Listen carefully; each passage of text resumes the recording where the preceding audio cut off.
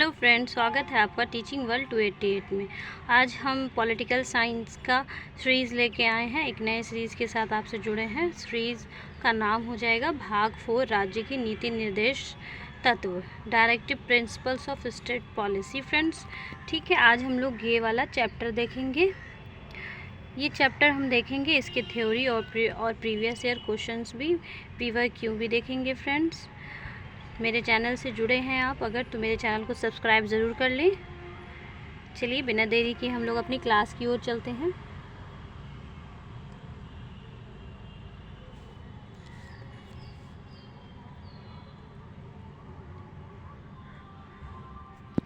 इसे भाग 4 में अनुच्छेद 36-51 के बीच रखा गया है।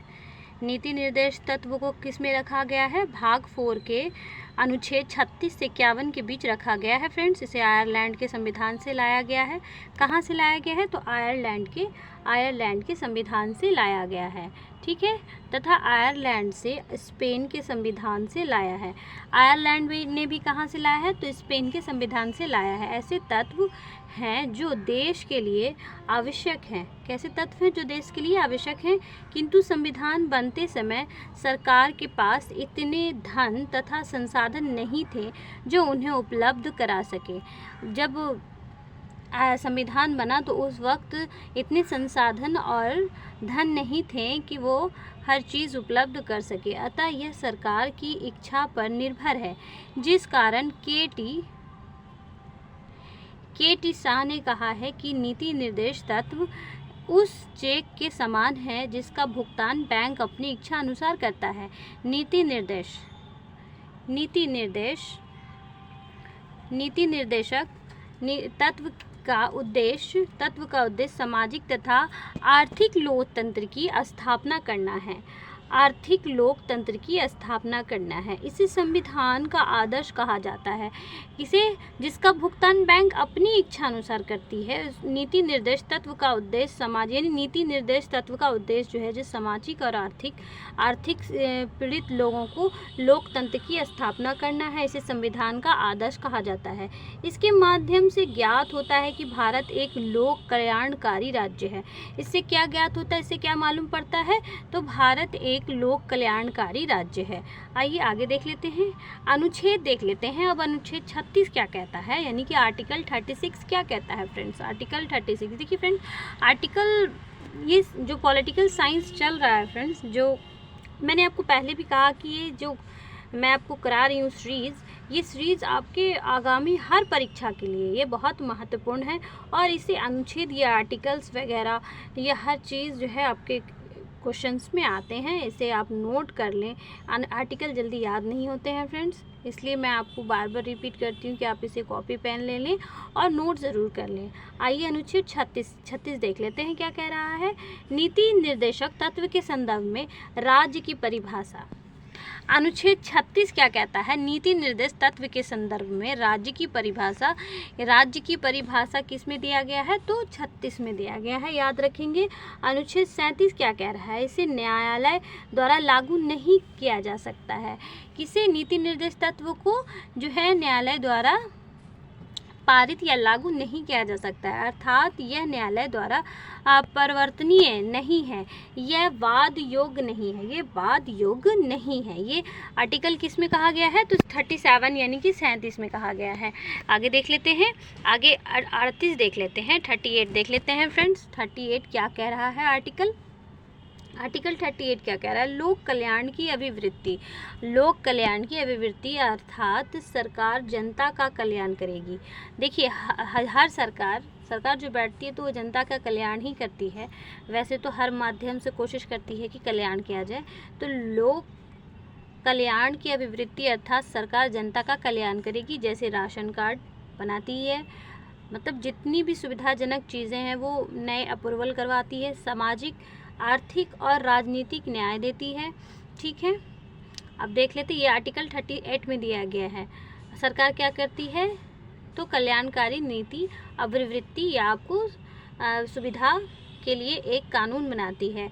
ये किस में कहा गया है? 38 में। अब 39 देख लेते हैं। अनुच्छेद 39 क्या कह रहा है फ्रेंड्स? 39 अनुच्छेद 39 यानी कि 39 क्या कह रहा है? समान काम के लिए स्त्री पुरुष को समान वेतन तथा संसाधनों का उचित विवरण।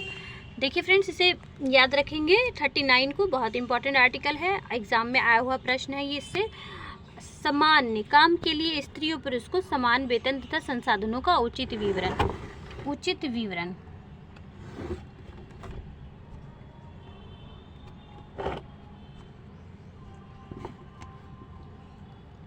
ये आर्टिकल 39 में कहा गया है फ्रेंड्स।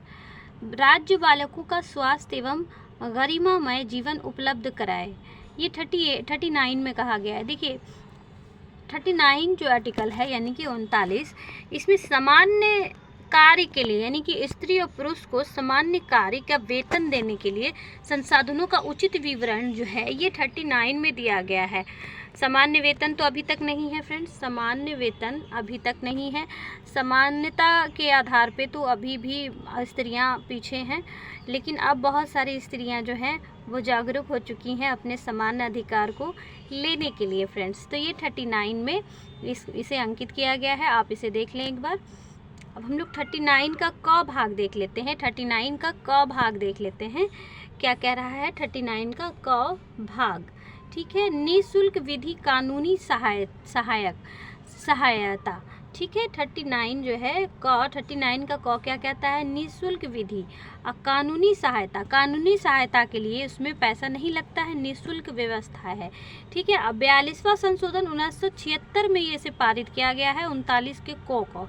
ठीक है फ्रेंड्स, याद रखेंगे, इसे नोट कर लें। आगे देख लेते हैं अनुच्छेद 14 क्या कह रहा है यानी कि 40 क्या कह रहा है? छोटे छोटे आर्टिकल्स जो हैं ये बहुत आसान और टफ भी है। किसी को जब जल्दी याद हो जाता है किसी बच्चे को तो वो उसको बहुत इजी समझ लेते हैं और इजी वे में चला जाता है, और किसी को याद नहीं होता तो वो बहुत टफ होता है। कुछ स्टूडेंट बोलते हैं कि पॉलिटिकल साइंस बहुत टफ पेपर है तो इसलिए नहीं लेते हैं पॉलिटिकल साइंस, लेकिन ये एक बहुत अच्छा विषय है। देखते हैं क्या कह रहा है अनुच्छेद 14 क्या कह रहा है फ्रेंड्स? अनुच्छेद 14 कह रहा है ग्राम पंचायत का संगठन। ग्राम पंचायत का संगठन के बारे में किस अनुच्छेद में आया है? तो आर्टिकल यानी कि अनुच्छेद 40 में। ठीक है, याद रखेंगे ग्राम पंचायतों का संगठन। ग्राम पंचायतों का संगठन किस में है? तो 14 में है। ठीक है, अब 41 देख लेते हैं, 41 देख लेते हैं फ्रेंड्स। 41 आर्टिकल 41 क्या कह रहा है? आर्टिकल 40 अगर आप मेरे साथ बने रहेंगे तो आपको याद हो जाएगा। अनुच्छेद 41 क्या कह रहा है? कुछ दशाओं में सरकारी सहायता प्राप्त करना। कुछ दशाओं में सरकारी सहायता प्राप्त करना जैसे वृद्धा पेंशन, विधवा पेंशन, विकलांग को साइकिल, ये जो है आर्टिकल 41 में कहा गया है। सरकार ये सुविधा देती है, सहायता प्राप्त करती है कुछ ऐसे व्यक्तियों को जो अपंग है, विधवा है, विकलांग हैं, उन्हें ये सब जो है सरकार द्वारा दिया जाता है। ठीक है, उनके जीवन को सुचारू रूप से सही करने के लिए, सुचारू रूप से यानी कि जो लोग जीवन यापन सही से नहीं कर पाते हैं, उनको कष्ट में जीवन बिताना होता है, उनको ये सुविधा सरकार देती है। ठीक है, अब ये आर्टिकल 41 में आया हुआ है फ्रेंड्स, इसे याद रखेंगे। अब 42 देख लेते हैं हम लोग, अनुच्छेद 42 देख लेते हैं क्या कह रहा है। 42 संविधान के अंतर्गत 42वां आर्टिकल यानी कि अनुच्छेद क्या कह रहा है देख लेते हैं। तो न्याय संगत कार्य की मनोचित दशा, न्याय कार्य की मनोचित दशा तथा प्रसूति सहायता उपलब्ध कराना, जैसे गर्भवती महिला द्वारा कठोर शारीरिक श्रम ना करना, ये आर्टिकल 42 में है। हर महिला को आर्टिकल पढ़ना चाहिए। जो घरेलू महिला है उन्हें भी, जो शिक्षित महिला है वो तो पढ़ती ही हैं, लेकिन जो घरेलू महिला है उनको अपने अधिकार के बारे में जानना चाहिए, सरकार क्या क्या प्रोवाइड कर रही है ये भी जानना चाहिए। आर्टिकल के द्वारा आपको ये पता चलता है कि हमारे हक क्या हैं, सरकार ने हमें क्या क्या चीज़ प्रोवाइड किया है। जो लोग अभी तक इससे अवगत नहीं होते हैं उन्हें ये पढ़ना चाहिए। 42वां संशोधन 42वां अनुच्छेद क्या कहता है? न्याय संगत कार्य की मनुचित दशा तथा प्रसूति सहायता उपलब्ध कराना, जैसे गर्भवती महिला द्वारा कठोर शारीरिक श्रम ना करना। ठीक है, ये आर्टिकल 42 में है। देखिए आजकल गर्भवती महिला जो सरकारी अस्पताल में बच्चे को जन्म देती हैं, मतलब कहने का मतलब ये है फ्रेंड्स कि अगर वो बेटियों को जन्म देती है तो सरकार उसको पैसा देता है, सरकार उसे पैसा देती है, हर जन्म पे जो है उसे पैसा देती है। तो ये एक अच्छा पहल है। हम लोग देख लेंगे आर्टिकल 43 देख लेंगे, यानी अनुच्छेद 43 देख लेंगे फ्रेंड्स, क्या कह रहा है? अनुच्छेद 43 देख लेंगे क्या कह रहा है। आर्टिकल 43 क्या कह रहा है फ्रेंड्स? तो निर्वाह योग मजदूरी अर्थात इतना वेतन दिया जाए कि परिवार चला सके। कुटीर उद्योग को जो छोटा कार्य करते हैं, जो कुटीर उद्योग करते हैं, उन्हें निर्वाह योग्य मजदूरी अर्थात इतना वेतन दिया जाए कि वो अपना परिवार जो है कुशल मंगल चला सके। ये आर्टिकल 43 में कहा गया है फ्रेंड्स, ये आर्टिकल 43 में अनुच्छेद 43 में कहा गया है, याद रखेंगे। अब हम लोग आगे देख लेते हैं, 43 देख लेते हैं। 43 का क देख लेते हैं फ्रेंड्स। देखिए 43 यहाँ है और 43 का क यहाँ पे किया गया है। आइए देखते हैं इसे। 43 अनुच्छेद 43 का क भाग उद्योग प्रबंधन में कामगारों की भागीदारी, का जो है विवरण किसमें है? तो अनुच्छेद 43 में है। अनुच्छेद 43 क्या कह रहा है? अनुच्छेद 43 क भाग क्या कह रहा है? तो उद्योग प्रबंध में कामगारों की भागीदारी होना। ठीक है फ्रेंड्स, अब हम 43 का ख देख लेते हैं। 43 का ख देख लेते हैं। भाग सहकारिता कहा जाता है इसको। इसमें सहकारिता के बारे में वर्णन किया गया है। 43 ख में सहकारिता का वर्णन किया गया है, याद रखेंगे। आने वाले हर एग्जाम के लिए ये बहुत महत्वपूर्ण है, याद रखेंगे और नोट कर लेंगे। अनुच्छेद आर्टिकल 44 क्या कह रहा है देख लेते हैं। समान सिविल संहिता अर्थात सभी धर्मों के लिए विवाह एवं तलाक की शर्तें समान रहेंगी, भले ही विवाह की रीतियां अलग हों। देखिए 44 में क्या कहा गया है? देखिए हर एक चीज़ के लिए संविधान में आपका एक अनुच्छेद बना है। तो ये 44वें अनुच्छेद के अनुसार क्या कहा जा रहा है? सामान्य सिविल संहिता, यानी कि अर्थात सभी धर्मों के लिए, एक धर्मों के लिए नहीं, सभी धर्मों के लिए जो है विवाह और तलाक का, यानी कि शादी का और तलाक का जो है शर्त समान रहेगा। भले ही विवाह अगर अलग अलग रीति रिवाजियों से होती है वो अलग सी बात है, लेकिन यहाँ पे तलाक और विवाह का जो है निर्णय जो है ये सिर्फ सरकार ले सकती है। और ये 44 के अनुसार कहा गया है, ये सामान्य रखा गया है, इसे तलाक और विवाह का शर्त जो है समान रखा गया है, भले ही आपकी अलग अलग रीति रिवाज हो उसके अनुसार आप शादी करें। आइए देख लेते हैं, नोट देख लेते हैं। नोट 1 में क्या कहा जा रहा है? भारत का एकमात्र राज्य गोवा है जहाँ समान सिविल संहिता लागू होती है। क्या होती है समान सिविल संहिता? एक लागू होती है। तो भारत का एकमात्र राज्य कौन सा है? तो गोवा हो जाएगा, याद रखेंगे। अब 2 देख लेते हैं। अपराध के अनुसार अपराध के कानून को दंड संहिता तथा चुनाव के कानून को आचार संहिता कहते हैं, याद रखेंगे, इसे नोट कर लेंगे। आचार संहिता कहाँ कहाँ लगता है? देखिए अपराध के कानून को या दंड संहिता या चुनाव के कानून के आचार संहिता को आचार संहिता कहते हैं। जैसे कि कुछ दिन पहले ही आप जानते हैं कि आचार संहिता किसे कहा जाता है। आचार संहिता किसे कहा जाता है? ये यहाँ पे है आचार संहिता कब लागू होता है? देखिए हम लोग तो सिर्फ ये जान रहे हैं कि चुनाव के दौरान लगता है आचार संहिता, उसके अलावा कहाँ कहाँ लगता है? दंड संहिता में भी लगता है। अपराध के कानून को दंड संहिता कहते हैं, यानी कि अपराध जो कानून बनाता है उसे दंड संहिता कहते हैं, तथा चुनाव के कानून को आचार संहिता कहते हैं। ये दोनों कानून को जो है आचार संहिता कहते हैं। एक तो लगता है चुनाव के द्वारा और लगता है कि अपराध कानून करने के वक्त लगता है आचार संहिता, दंड संहिता। ठीक है, याद रखेंगे। अब हम लोग 45 देख लेते हैं। अनुच्छेद 45 देख लेते हैं फ्रेंड्स। अनुच्छेद 45 देख लेते हैं। 6 वर्ष से कम आयु के बच्चों के स्वास्थ्य का ध्यान रखना सरकार की जिम्मेदारी है। किसकी जिम्मेदारी है? 6 वर्ष से कम के बच्चों के स्वास्थ्य का ध्यान रखना सरकार की जिम्मेदारी है, तथा 6 से 14 वर्ष के आयु के बच्चों का निःशुल्क शिक्षा देना सरकार की जिम्मेदारी है। याद रखेंगे, 6 साल के बच्चों के स्वास्थ्य का ध्यान रखना सरकार की जिम्मेदारी है। अगर ये सरकार, अब देखिए हम लोग बहुत सारी चीज़ें जो सरकारी से अलाउ नहीं कर पाते हैं कि उनकी चीज़ें सही नहीं होती हैं, ऐसा नहीं है। अगर आप वहाँ से सेवा लेंगे तभी आपको ये ज्ञान होगा कि क्या सरकारी चीज़ें सही हैं या नहीं है। सरकार सही प्रोवाइड करती है, वो आते आते कहीं ना कहीं उसका जो है क्वालिटी थोड़ा चीप डाउन हो जाता है। सरकार से कम आयु के बच्चे जो है स्वास्थ्य का ध्यान रखना सरकार की जिम्मेदारी है। अब देखिए 6 से 14 वर्ष, यहाँ में नोट करेंगे, 6 से 14 वर्ष की आयु के बच्चों का जो निःशुल्क शिक्षा है उसे देने का सरकार की जिम्मेदारी है। ठीक है फ्रेंड्स, अब नोट देख लेते हैं। शिक्षा के अधिकार को मूल अधिकार बनाकर, यानी कि शिक्षा के अधिकार को मूल अधिकार बनाकर 21वां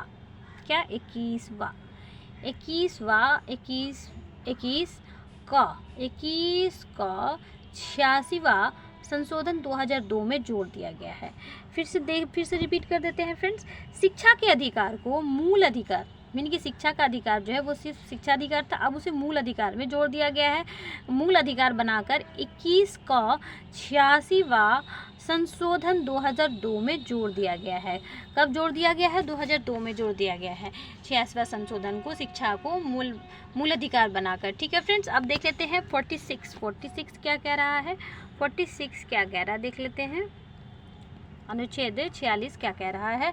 अनुच्छेद 46 क्या कह रहा है? SC ST OBC के लिए विशेष आरक्षण, SC ST OBC के लिए विशेष आरक्षण दिया गया है। किसमें आर्टिकल किसमें इसका वर्णन है? तो 46 में है। याद रखेंगे SC ST और OBC के लिए जो है विशेष आरक्षण का प्रावधान किस आर्टिकल में है? तो 46 में है, याद रखेंगे फ्रेंड्स। अब 47 देख लेते हैं, अनुच्छेद 47 देख लेते हैं। सरकार पेशा युक्त आहार उपलब्ध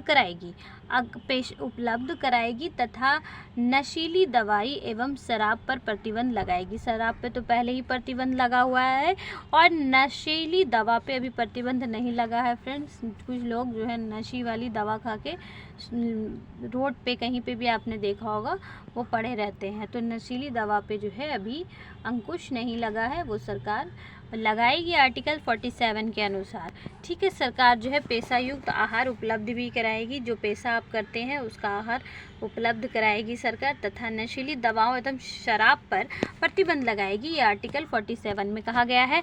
अब हम लोग 48 देख लेते हैं, अनुच्छेद 48 देख लेते हैं फ्रेंड। कृषि एवं पशुपालन की वृद्धि तथा दुधारू पशुओं के हत्या पर प्रतिबंध, ये किस में कहा गया है? 48 में कहा गया है, यानी कि 48वें अनुच्छेद में कहा गया है कृषि एवं पशुपालन की वृद्धि करना है तथा दुधारू पशुओं के हत्या पर प्रतिबंध लगाना है।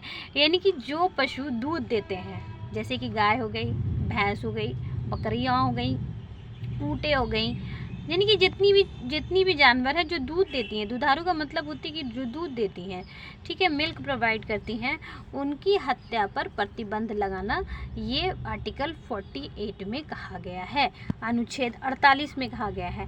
अब हम लोग आगे देख लेते हैं क्या है। अनुच्छेद क भी है फ्रेंड, अनुच्छेद 48 का क है, पर्यावरण वन तथा वन्य जीवन की रक्षा करना सरकार का कर्तव्य है। सरकार का कर्तव्य है, ये किस में कहा गया है? आर्टिकल 48 के क में कहा गया है, पर्यावरण वन तथा वन्य जीव की रक्षा करना सरकार का कर्तव्य होगा। 42वां संशोधन 1976 में ये वर्णन हुआ है। 42वां संशोधन के अनुसार 48 का क, यानी कि पर्यावरण एवं वन तथा जीवन सरकार की रक्षा करना सरकार की कर्तव्य होगा। ठीक है फ्रेंड्स, अब अनुच्छेद 49 देख लेते हैं। 49 क्या कहता है? राष्ट्रीय स्मारकों की रक्षा करना सरकार का कर्तव्य होगा। राष्ट्रीय स्मारकों की रक्षा करना सरकार का कर्तव्य होगा। ठीक है, आर्टिकल ये 49 में कहा गया है, याद रखेंगे। अब हम लोग 50 देख लेते हैं, आर्टिकल 50 देख लेते हैं फ्रेंड्स, क्या कह रहा है? आर्टिकल 50 क्या कह रहा है? अनुच्छेद 50 क्या कह रहा है? कार्यपालिका से न्यायपालिका को अलग करना, कार्यपालिका से न्यायपालिका को अलग करना, यह आर्टिकल 15 में अंकित है। फ्रेंड्स याद रखेंगे, कार्यपालिका को न्यायपालिका से कौन सा आर्टिकल अलग करता है, ये क्वेश्चन आ सकता है ऐसे बन के, तो आप लोग इसमें लिख देंगे अनुच्छेद 50, ठीक है, अनुच्छेद 50 लिख देंगे, ठीक है फ्रेंड्स। अब हम लोग अनुच्छेद 51 देख लेते हैं, यानी कि आर्टिकल 51 देख लेते हैं। अंतर्राष्ट्रीय शांति को बढ़ावा देना, अंतर्राष्ट्रीय शांति को बढ़ावा देना, अंतर्राष्ट्रीय विवादों को मध्यस्थता द्वारा सुलझा देना, इसी अनुच्छेद के तहत भारत यूएनओ का सदस्य बना है। आर्टिकल 51 क्या कह रहा है, अंतर्राष्ट्रीय शांति को बढ़ावा देना, अंतर्राष्ट्रीय विवादों को मध्यस्थता द्वारा सुलझा देना, इसी अनुच्छेद के तहत जो है भारत यूएनओ का सदस्य बना है। भारत जो है यूएनओ का सदस्य इसी के माध्यम से बना है। फ्रेंड्स आगे देख लेते हैं क्वेश्चन, PYQ देख लेते हैं फ्रेंड्स क्या कह रहा है। भारतीय संविधान, क्वेश्चन नंबर 1 हो जाएगा, भारतीय संविधान के भाग 4 में दिए गए निर्देशित सिद्धांत में निम्न में से कौन सा से सूचीबद्ध है। देखिए क्वेश्चन देख लेते हैं, आंसर देख लेते हैं। आंसर पहले से टिक आउट किया हुआ है फ्रेंड्स, आइए से देखते हैं। सामान्य कार्य के लिए वेतन, सामान्य कार्य के लिए समान वेतन, ये आपने अभी ऊपर पढ़ा। समान नागरिक संहिता, ये भारतीय संविधान के भाग 4 में दिए गए नीति निर्देश में सूचीबद्ध है। फ्रेंड्स याद रखेंगे इसे। आगे देख लेते हैं हम लोग, क्वेश्चन नंबर 2 देख लेते हैं। क्वेश्चन नंबर 2 क्या कह रहा है, राज्य के नीति निर्देशक सिद्धांत किस प्रकार मौलिक अधिकारों से भिन्न है। राज्य के नीति निर्देशक सिद्धांत किस प्रकार मौलिक अधिकारों से भिन्न है, मौलिक अधिकारों से भिन्न है। देखते हैं कौन है, तो राज्य के नीति निर्देशक सिद्धांत किस मौलिक अधिकारों से भिन्न है, तो यहाँ नोट किया हुआ है फ्रेंड्स, ऑलरेडी टिक आउट है। ऑप्शन सी हो जाएगा, राज्य के नीति निर्देश परिवर्तनीय नहीं है, यानी कि उसमें परिवर्तन नहीं होता है, जबकि अधिकार परिवर्तनीय है। अधिकार परिवर्तन हो सकता है, लेकिन नीति निर्देश जो है राज्य के नीति निर्देशक परिवर्तनीय नहीं है, उसमें परिवर्तन नहीं हो सकता है। ये क्वेश्चन जो है 41 BPSC प्रीलिम्स में आया हुआ प्रश्न है। फ्रेंड्स देखिए, मैं आपको जो भी क्वेश्चन देती हूँ वो भी कोई भी अगर मैं आपको कोई भी क्वेश्चन आपको प्रोवाइड कराती हूँ तो वो PYQ होता है, वो आया हुआ प्रश्न होता है, ठीक है फ्रेंड्स। ऐसे कोई भी प्रश्न आपको नहीं पढ़ाती हूँ। क्वेश्चन नंबर 3 देख लेते हैं। भारतीय संविधान के निम्नलिखित अनुच्छेदों में से कौन सा अनुच्छेद राज्य की सरकारों को ग्राम पंचायतों को संगठित करने का निर्देश देता है। फिर से क्वेश्चन रिपीट करते हैं फ्रेंड्स। भारतीय संविधान के, मैं आपको दोबारा इसलिए रिपीट कर देती हूँ, किसी बच्चों को वक्त नहीं मिलता नोट करने का, तो मैं दोबारा, अगर आप मेरा क्लास देख रहे हैं तो 2 बार 3 बार अगर मैं आपको क्वेश्चन रिपीट कर दूंगी तो आपको याद हो जाएगा फ्रेंड्स, इसलिए मैं आपको क्वेश्चन 2 बार 3 बार रिपीट कर देती हूँ। भारतीय संविधान के निम्नलिखित अनुच्छेदों में से कौन सा अनुच्छेद राज्य की सरकारों को, किसी राज्य की सरकारों को ग्राम पंचायतों को संगठित करने का निर्देश देता है। तो इसका जो आर्टिकल हो जाएगा, इसका राइट आंसर हो जाएगा ऑप्शन सी हो जाएगा, अनुच्छेद 40 हो जाएगा। क्या हो जाएगा, अनुच्छेद 40 हो जाएगा। ये 39 BPSC प्रीलिम्स में आया हुआ प्रश्न है फ्रेंड्स, ठीक है, इसे याद रखेंगे। नेक्स्ट देख लेते हैं, क्वेश्चन नंबर 4 देख लेते हैं। एक कल्याणकारी राज्य के निर्देशक आदर्श वर्णित है।